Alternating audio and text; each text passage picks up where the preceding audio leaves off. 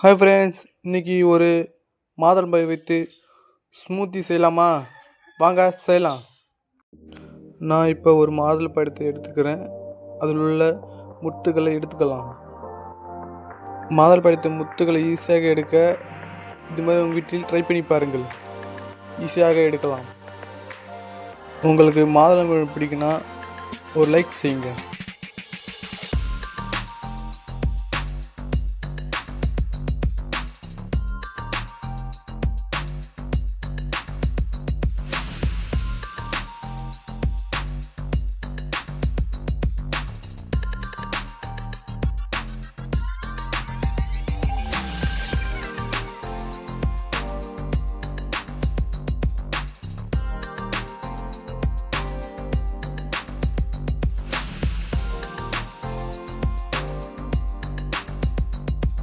இப்போ நம்ம மாதுளம்பழத்து முத்துக்கள் எடுத்துக்கிட்டோம்.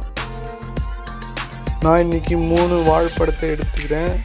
அதில் உள்ள தோலை நீக்கிவிட்டு அதை சின்ன சின்ன ரவுண்டாக கட் பண்ணி எடுத்துக்கலாம். இது உடனடி ஆற்றல் தரும்.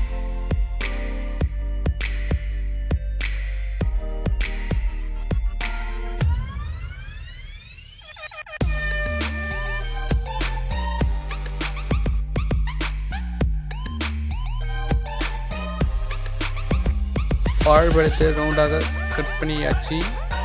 ஒரு மிக்ஸி ஜாரில் கட் பண்ணிய வாழைப்பழம், மாதுளை முத்துக்கள், தேவையான அளவு காசி ஆற வச்ச பால், மூடி போட்டு மூடிட்டு ஸ்மூத்தாக அரைத்து எடுத்துக்கலாம்.